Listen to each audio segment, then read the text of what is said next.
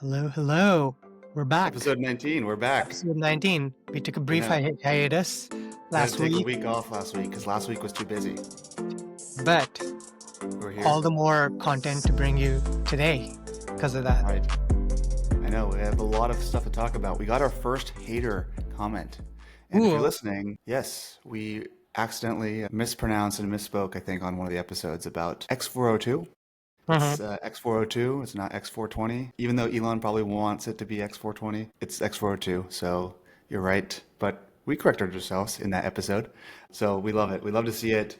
If it's your first time here listening to Creative Flux, I'm Pierson, and this is And Bilal. I'm Bilal. Nice to meet you. And you know what? I don't know. I want haters. It's like that quote. I want haters First they too. ignore you, then they hate you, then you Then you win. then you win. But I was Just gonna come win. up We with, win. but No, yeah, we just like, win. We just win. it's winning. That's what it is. We're That's winning. what it We're is. winning.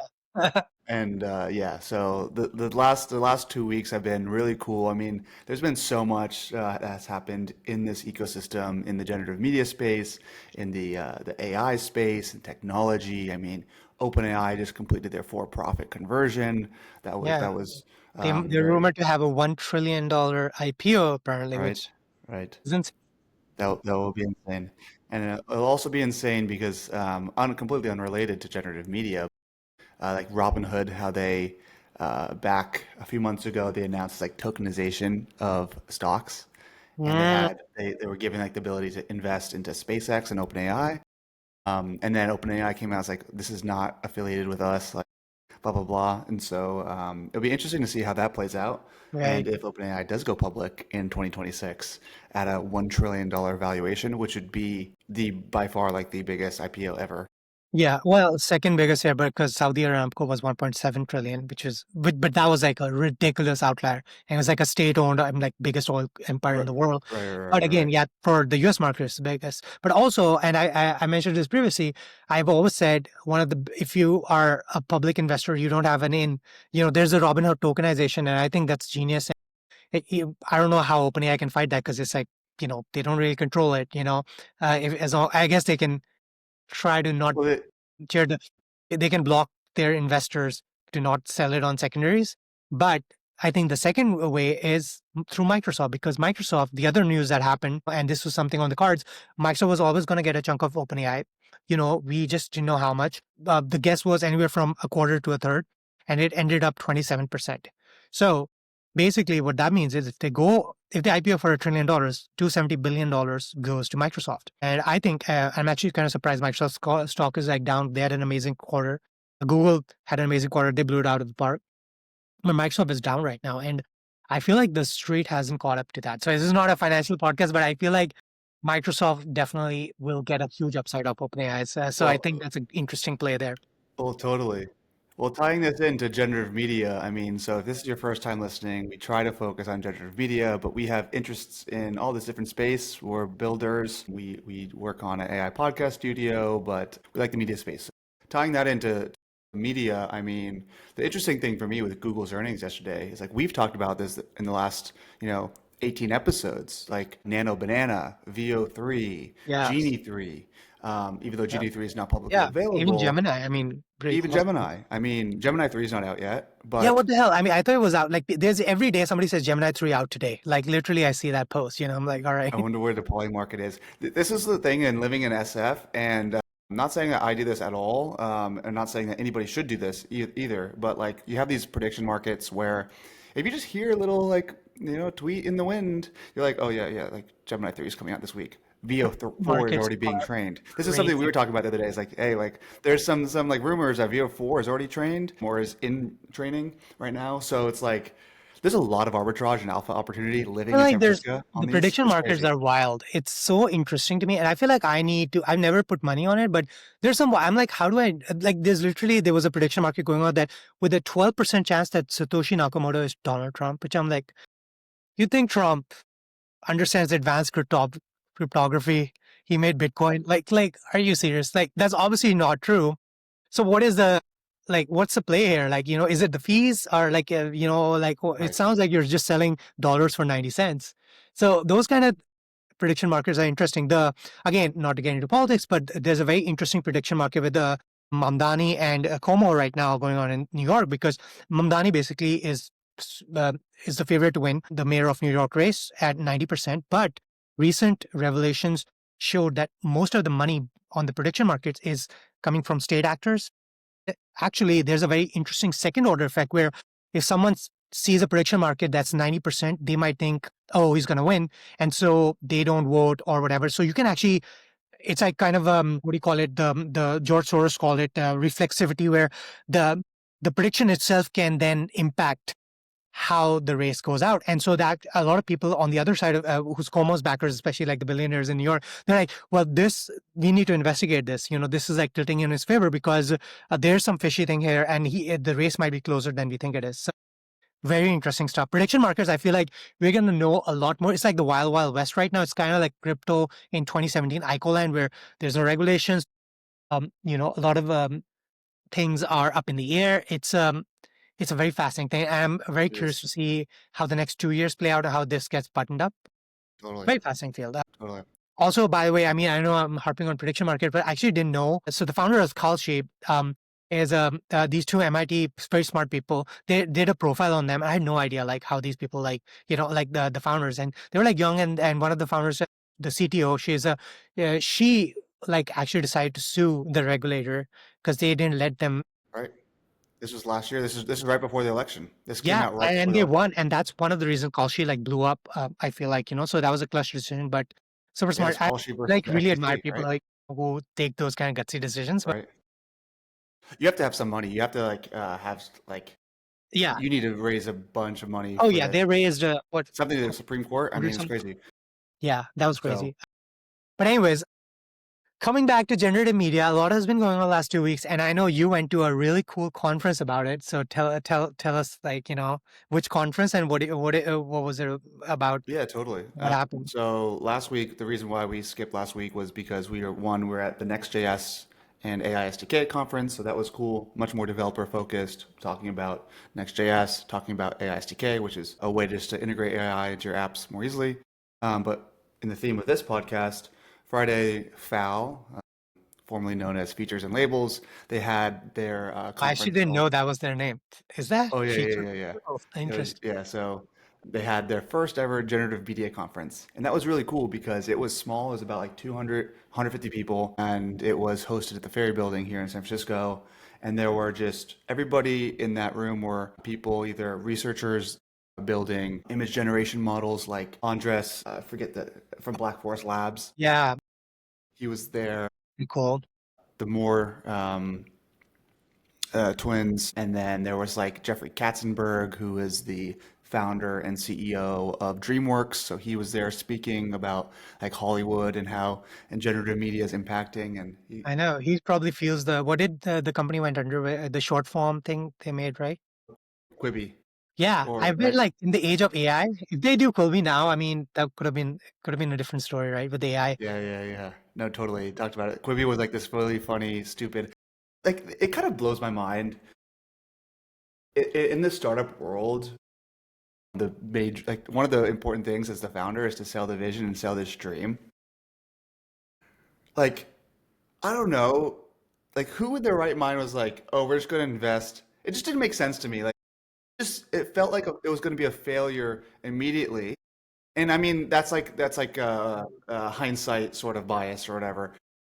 But it just never made sense to me, like how this Netflix competitor that Right, was limited to your phone would like, oh, we're just going to make shows specifically for vertical like right. stream. I was just like, I what? think I think actually the idea made sense because of the trend. I'm not a consumer. I know you're not like of the short form, but you'd be surprised how many like people and Americans like they love short form dramas. And actually, I think where they messed up was the cost model, because what they did was they hired these celebrities, like giving them like $10 million for like a 10-minute video and stuff like that. So they really wanted their whole thesis was kind of go big on the marketing and hire premium actors.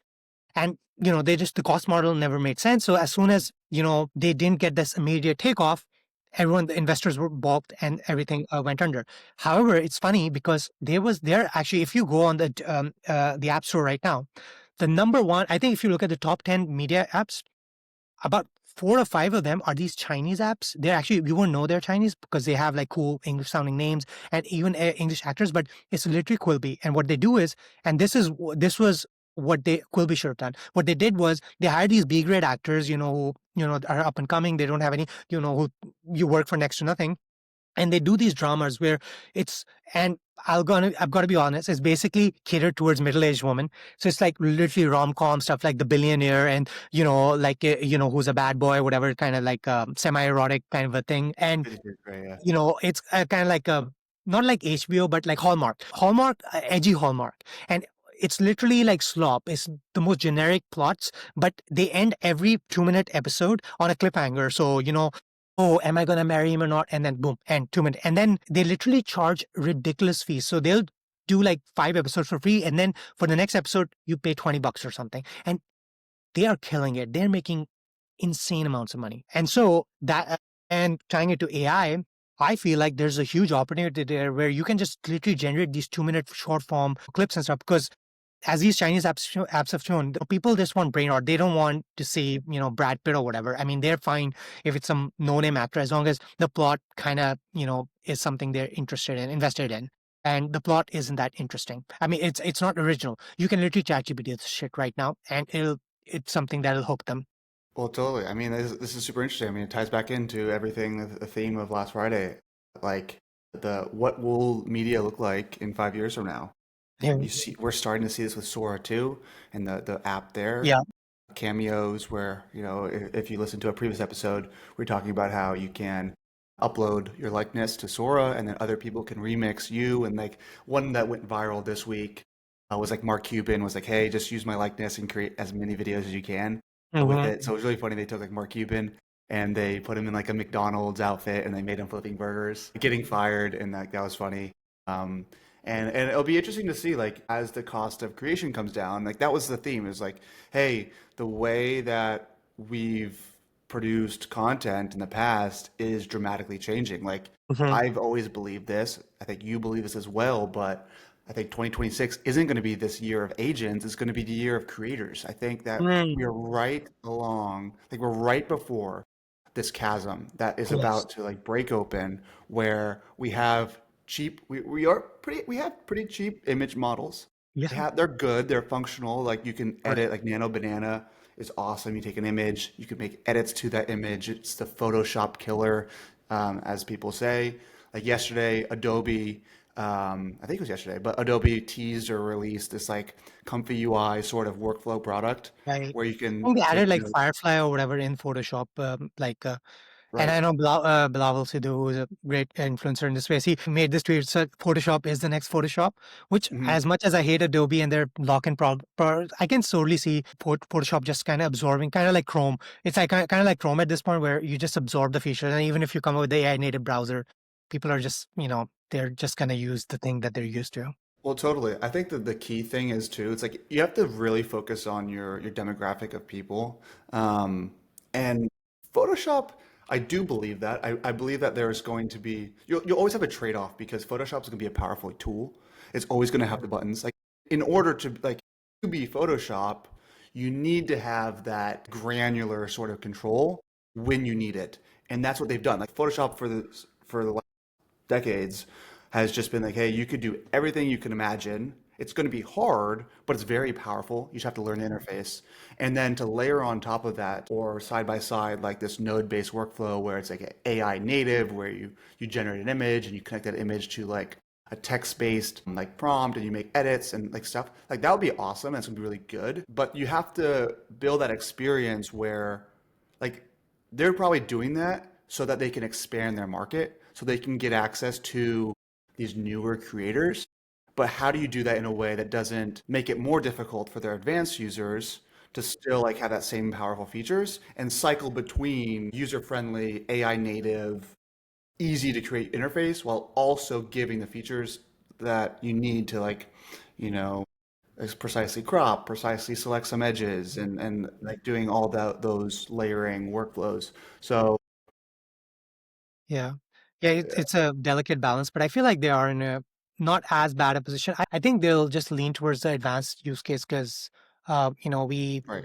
we have so Well, many, like the Canvas of the world, Figmas. I feel like we have a lot of tools for the others at the beginner end of mhm. the spectrum, but you know, the advanced, it's kind of like a blue ocean for them, which makes sense, right? Because you have to invest Totally so agree. much money. So it's kind of a moat almost. They have decades of like investment they put into this tool, right? Right, right. I mean, this philosophy I think that we also have in JellyPod, where you build a foundation. Like if you build your AI native company from the ground up, understanding where the failures of AI is today, where you give like the human the ability to go deeper. Like AI is not perfect. It's non-deterministic. Like you can't necessarily always guarantee that what AI is going to produce is going to match exactly what you want it to. And you'll always have to build around it some sort of safeguards, some sort of harness, or a way for you as a user to go deeper and do some manual tweaking. Like if audio doesn't sound right, like just having the ability to regenerate. If there is a thing in an image that's generated, to be able to select that part of the image and crop it out, or select Right. the butterfly that was like weirdly placed in this image and just like select, hey, remove this. So giving more powerful features that allow a user to go deeper, that's the hard thing. I think that like everybody's focusing, oh, the models are going to get better, the outputs are just going to get better. We could build the UI and the UX to connect all these things, and we can build upon that. But if you don't have the ability to go deeper and kind of win over market share now with the limitations of the current models, then it's going to be a hard uphill battle, because when the models just get better, it Right. commoditizes the playing field. And so if you don't have like the engineering beneath these models to allow, like when the models get to 99% accuracy, to Right. go from 99 to 100, because Yeah. everybody's going to be at 99. Yeah. And Yeah. the last 1% is going to be the differentiator to like actually be production grade, to be used in Hollywood, to be used in a business setting. So Photoshop is very well positioned because they Yeah. already have that And as infrastructure. you and I know, software, I feel like pretty much any field, the difference between 99 and 100 is actually huge. Or as what is the code like, the first 80% and then the last 20% is another 80% Right, right, something, right, right? Like, right. yeah, because it does make a huge difference. And so, yeah, I agree. I think that's that gap. It increasingly will become the differentiator, like the small. So it's almost like getting to seven nines or whatever. Totally, But totally. I want to circle back to something you said though. Very interesting, because you said like 2026 is going to be the year of creators and stuff, and I believe that. And I actually want to tie this to this conference, because would you say, was this the first generative media specific conference? I feel like this is like a sign of like, do you feel like this is going to become increasingly carve out its own space within generative AI, where there's generative media of, you know, 100%. creators and influencers? It's almost like, YouTube kind of gave a rise to influencers. So now there's literally YouTubers, right? That's what they do full time, and they have their own conferences and stuff, podcasters. And I feel like maybe there's an AI kind of a like creators or generative media who are half technical, like they understand the tools. Maybe they're not into the codes, but they understand the models. They're jumping between Kling and VO3 and all that, like the more twins, etc. Well, So it's become absolutely. its own like niche almost. And I think this is gonna probably, for anyone listening, I feel like this is the great time to get into this community, because I feel like this community is gonna 10x probably next year, right? Totally. Is everyone's gonna be like, oh my god? I mean, these some of these names like PJ and Justin Moore, they'll probably become like huge like influencers, right? And people will they'll be on TV and all that. And then, you get to say, oh, wow, I saw them when they only had 50,000 followers or something, right? Right. Yeah, I completely agree. I mean, it's like before today, you had to, if you wanted to create any sort of film or any sort of content, you had to either record it, or you had to be like an expert with a team of CGI and, you know, like a whole production studio to create some animated film. Like, ask anybody who's ever created an animated short, like how much effort goes into that. Yeah. Or any sort of content that's like high production value. Like, it's a lot. And is it a lot because it needs to be a lot? No.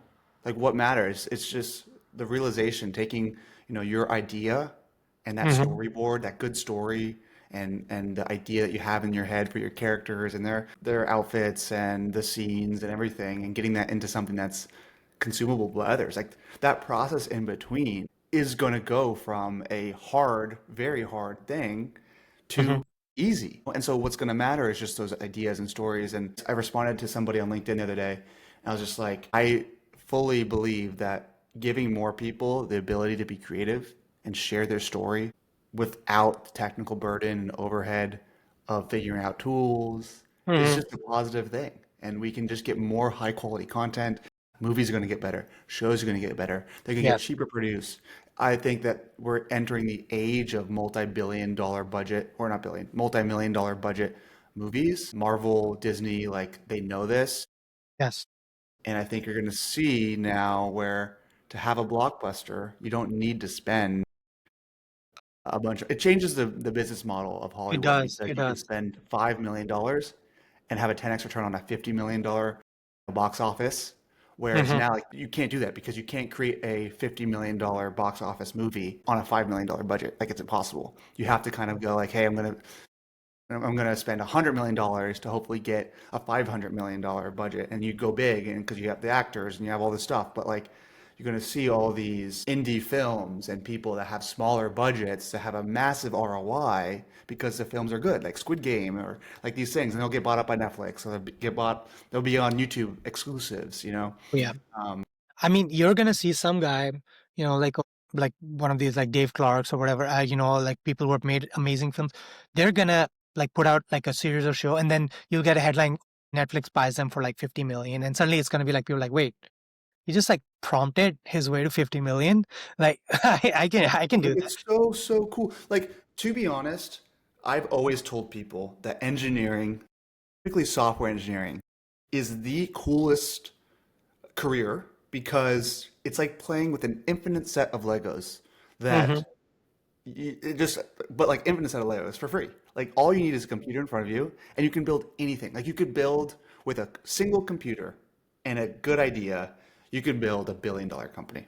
That's all you need. Just a little computer, you have infinite set, infinite playground. We're entering the same age of creators where all you need is a computer and an idea and you could Right. build a movie. You could build a show. You can create a hit song, a Billboard Top 100 song, like, and it's going to be amazing. It's going to be so cool. And you're going to see new opportunities for creators.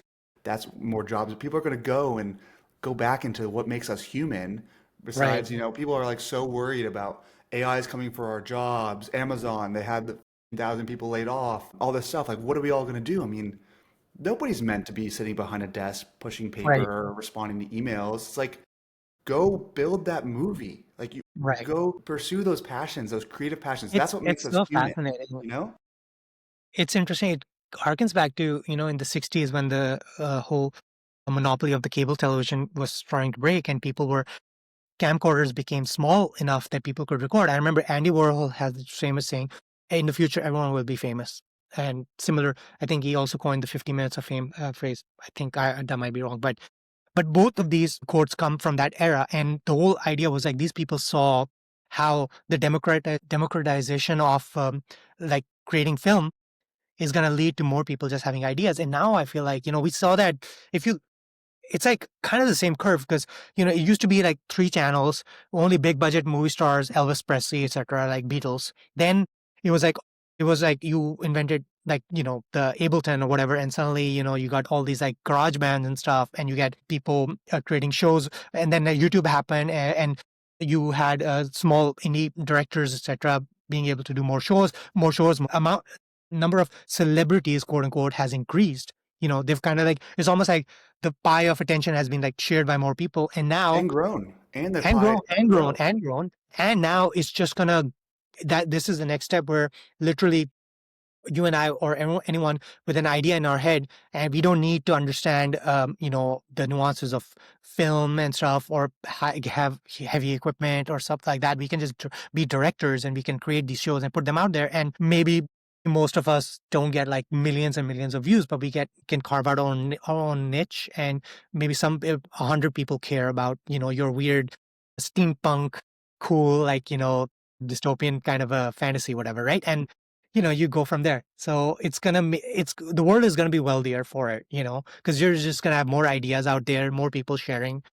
Totally. So yeah, it's going to be an exciting time. I'm very excited for all this stuff. If anything, I wish now they invent the other side where I can just have some sort of wire in my brain that can just absorb all the information because there's just so much cool stuff out there. I just want to see all of it, but I just don't have time. I know, I know. I was talking to somebody about this the other day. It's like we're talking about prompting, and this will be the same issue in coding. This will be the same issue in like media gen. Like you have an image in your head, and you have to express that image in your head via a prompt, and that's Mm, very hard. Still like that's a massive skill. Like whether if you're coding, I mean, you take a paragraph, you kind of have to be very specific. You can't be like, "Yo, you're stupid. Like fix this bug," or like, "Please fix," or like it's like that means nothing to these things. You have to be very, very explicit and be like, "Hey, like this is wrong. Really, like look at this, do this." And with image generation too, it's like you also have to be very, very explicit yes. and verbose and kind of in your intent. And that's difficult because we've never really had to do that because in creative fields, it's more of this flow. Like you get into flow state and it kind of just comes out and you work on, like if you're painting, you don't really think about how you're moving the brush and it just kind of, you're moving the brush in the way that feels right to you and you paint your trees and you paint your things. And it's not like a actual, you don't have to put into words about what you're doing. But right Yep. now, like the medium is words. And I Yes. always thought it'd be super cool as just like this is completely sci-fi and I don't think it's on anybody's radar, but like Neuralink is so interesting to me. Right. I think it's super cool. But imagine if you could put on like a Neuralink or whatever. Right. And just think the prompt. Well, we talked about the startup who was making that thing where Right, your right. thoughts can be transcribed or something, right? Totally, totally. But think because your thoughts are very messy as well. But what if you Yeah. can combine your messy thoughts with a prompt, and then a language model is trained both on tokens from your prompt input, but also on your brain waves? It kind of Mhm. sounds crazy, but it might be able to if you combine those two inputs, because when you're typing, you have a thought in your head, but you're not being verbose enough about that. Right. So if you can Yes. combine the verbosity of what your brain's kind of thinking, but that's super fuzzy and super hard, and I'm not a Mhm. neuroscientist at all to know how that works. But you combine your thoughts with a prompt into the model, and it's like, oh, like this is I get what you're trying to say. I know you're not saying it well, but like I know the image you're trying to create because you're imagining it and you're also telling me and you're kind Yeah. of confirming it. And it's just like, wow, you put on your headset, you type Yeah. and you go like, oh, create my outer 100%. space I mean, I spaceship. would love that. As someone who struggles with, for me, it's like pulling teeth, like trying to write down exactly what I'm thinking. It's so hard. And it's why I feel like currently the people who are amazing prompt it is a skill because some people are just very good at articulating what they are thinking or at least doing the work and writing it down. It's such an alpha. But I would love for a world where that gap is closed. And actually, on that point, there's very interesting. It's funny you said that because there was an interesting model that came out. It was called structured prompts by Bria. What they do was, and it was like such an obvious idea. I thought because what they do is essentially the concept of a picture is worth 1,000 words. So what they do is, let's say you generate an image like a flying dog across the New York City skyline, and that's your prompt. Kind of get a flying dog, you get some buildings in the background, okay. And what they do is they take that and they literally generate 1,000 word, like a really long structured prompt where they're like, let's get into the details. Bottom left, you see a street, three people walking. One is wearing a woman with a red purse and green. And then top left, the buildings, the sun is shining. Like all those little details that, you were too lazy or you didn't even think about. It takes that basic prompt and really divides that image into all these like small subsets. And I'm like, that's a more granular way of getting the exact image you want, right? Because then once you have that, it's much easier to then edit that prompt. You can be like, all right, oh yeah, but bottom right, I actually don't like the sun is too bright. I was actually thinking it would be like a sunset. You can just update that part. And the beauty of a structured prompt is everything else can remain pretty much the same and you can just edit that. And I wonder if we use tooling like that until we get the Neuralink bandwidth, we can just have these tools where it lets you much more easily manipulate the image by getting more comprehensive about using the LLM to just have a much more bigger prompt. So Totally, check the structured totally. prompt out. I think that was Yeah, very Bria cool. that was cool. They were there on Friday, and they also the other cool thing about this was that it was trained on 100% licensed data from Yes. FreePic, from Getty, from like all these image providers. So they have the licenses for all the training data. So as a enterprise who's like worried about the copyright issues. They're like, hey, this is 100% licensed. All the data we own. We got the permissions to train a model on this. And then they also have this attribution engine. So I think the reason how they were able to get um, these image providers to agree to share their data with Bria to train this model was that not only will they pay them upfront for the use of the image, but every time that an image is generated, percentage of that cost will go back to those image providers. So they built this attribution sort of, I don't know what they would call attribution detection, whatever. It's like it knows like, hey, this image that you just generated had these kind of base images that Interesting. would Yeah. influence the output. So it was trained on these base images, and you have like a percentage of like, hey, this image influenced the output by like 50%. So it gets 50% of the attribution, and then That's so kind of share interesting. that. That's a fascinating. Like, so if you generate image and it knows, okay, 1/20th of this image came from images you contributed, so 1/20th of that, and then they kind of total this up in Exactly. aggregate, And and you that kind makes of like total it's kind of sense. like the Kindle library. They take percent of pages read. It's like how many people read pages of your books basically, and then they divide it among the total dominant, and then that's your numerator, and then the denominator. Sorry, that's your denominator, and then the number of pages read, and then they give you that percentage. A very good way of dividing this attribution, royalties up.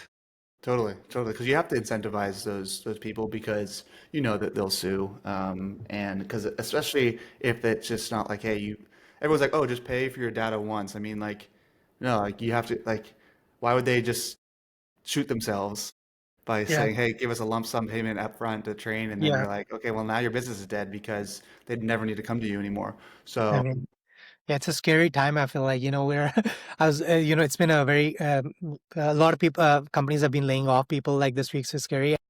One of the thoughts I had, like imagine maybe AGI is like anyone can build a SaaS by like one prompt, but then everyone's broke because they're all unemployed.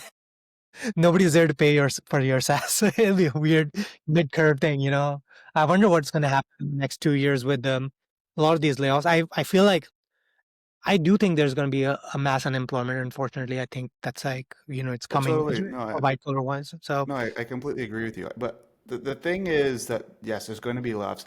And we've talked about this in the past, and we've talked about this personally. I mean, the economic structure of the world that's worked in the last like 30 so years, maybe even longer, probably even more like 50, 60, 70 years, was that, hey, graduate high school, go to right, college, study something in college. And a lot of times you'd get like people like, become a lawyer, become a doctor, become an engineer, right, like STEM kind of or whatever, then go grad school, go to the corporate workplace, climb the corporate ladder and go up.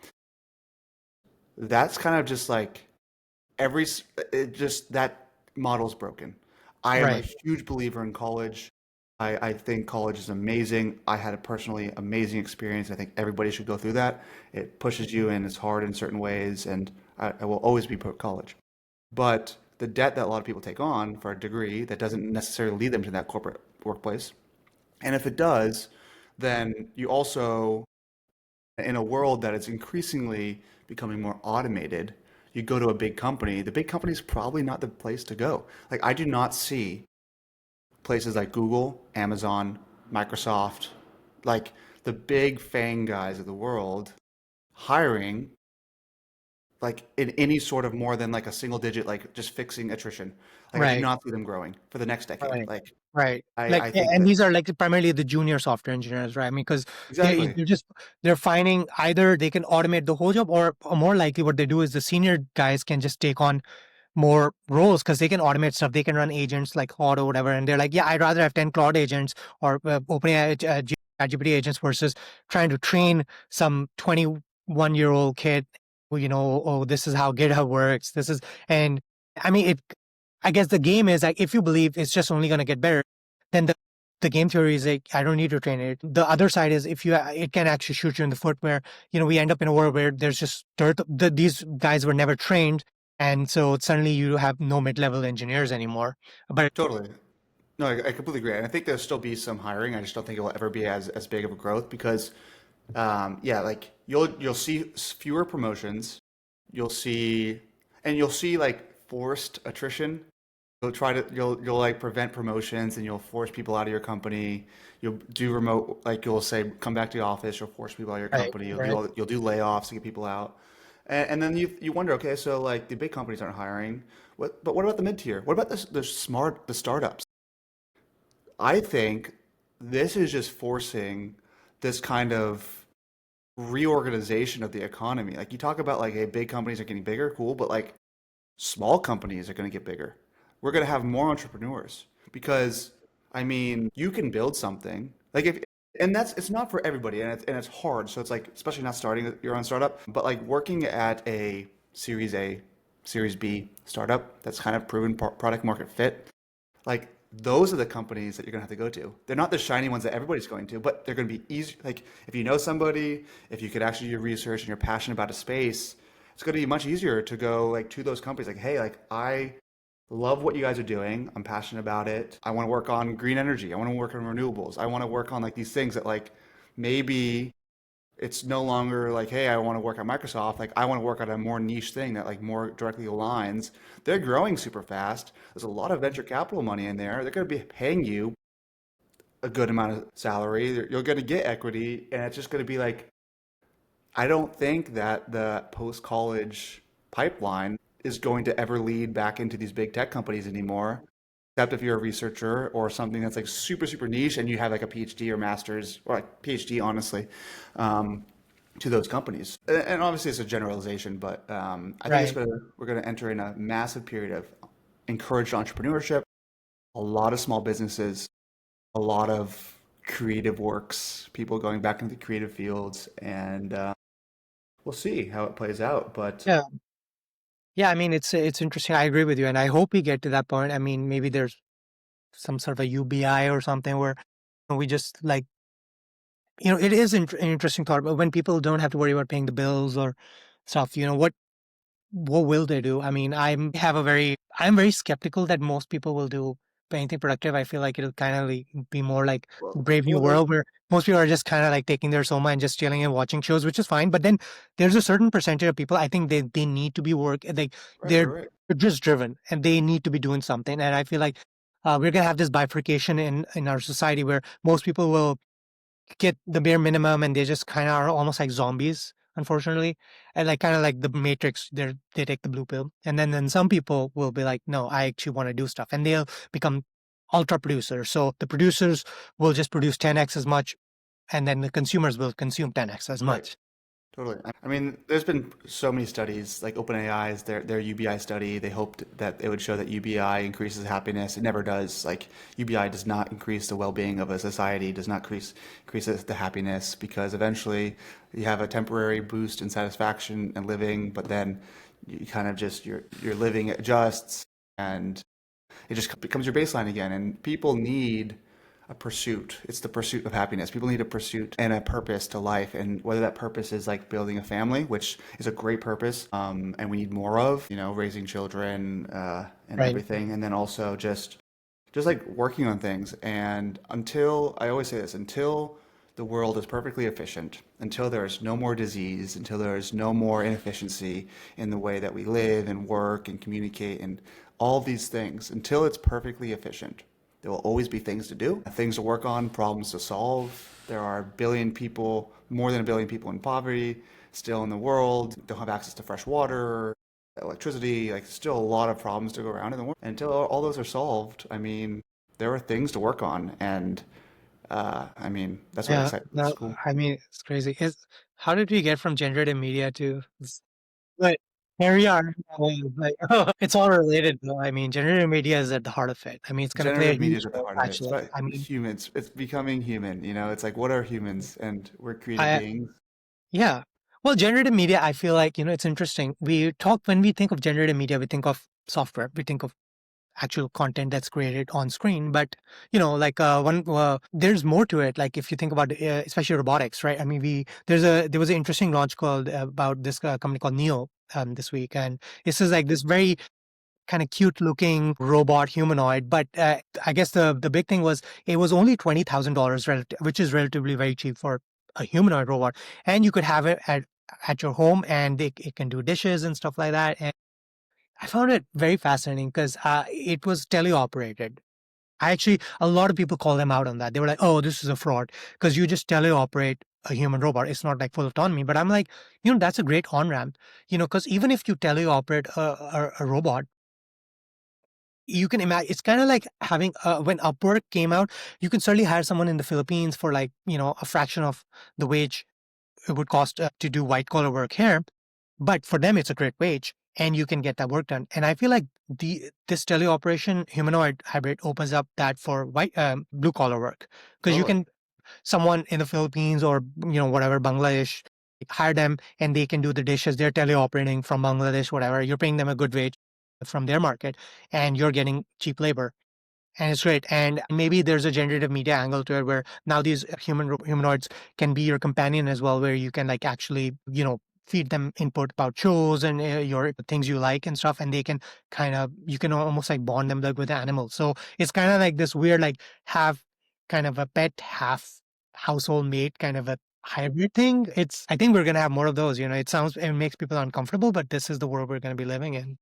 Right. No, it's interesting. I know I responded to your tweet about this. Like, we talked about this, I think, in the past, but in China, there are remote construction companies, Yes. teleoperated bulldozers and cranes and things. I mean, when you're a worker and you're using heavy machinery, you sit inside of uh, like a track, or you sit inside something, bulldozer or whatever, and you pull some levers, push some buttons, you look around. You're essentially sitting in a remote control like Xbox controller, and so like you could do that remotely Right. as long Yeah. as the interface is recreated in an environment that like matches, and you have some screens, you have cameras. Like there's no reason why you shouldn't be able to do that remotely. And I could see that being really cool, especially as we try to encourage building and like we revitalize manufacturing and building in the country, which I really, really am optimistic and hopeful of. But when wages skyrocket and we're not able to do that, like how do we enable more building and like not necessarily replacing, but like there's not enough people that go into construction labor works. Like if you could snap your fingers and say, hey, every construction project that is currently in progress and planned for the next 5 years can get done in half the time and half the budget, I think everybody would want that. And just without replacing anybody, like just like, hey, you still get paid the same amount as what's going to happen. It's just going to get done faster. And I don't know how you could be against that. You could just do more things. Right. But there's probably people that are against that for some reason. So I mean, there always will be people there's like, always whether it's like, which is going to depress our wages and stuff like that, or stuff, just right. resistant to change. But this is a future. I think it's an exciting future and it'll be a very interesting future. And, Yep. we'll see how the US look like for generative media in the future. Maybe, I mean, we haven't even talked about like glasses and stuff. I feel like glasses are going to Yeah. play usual with this too, but Totally. Totally. so many Well, angles. maybe we'll talk about glasses and everything else next week. Yeah. Today was a fun one. We caught up on a lot. 2 weeks I know we haven't even talked touched about. like there's so many updates that happened, but like there's so many more video models were released. CDAN released a model, MinMax Helio 2.3 came out, LTX Yes. V2, amazing. So Right. we're gonna get all of that. We're gonna Hopefully get to next week them we'll get all. to it. We're gonna But get to them all. So stay here, get everything you need to know about generative media and life and stocks and not stocks, not financial podcast. Yeah. So join us next week for episode 20. We'll see you. We'll talk next week. all right, cheers.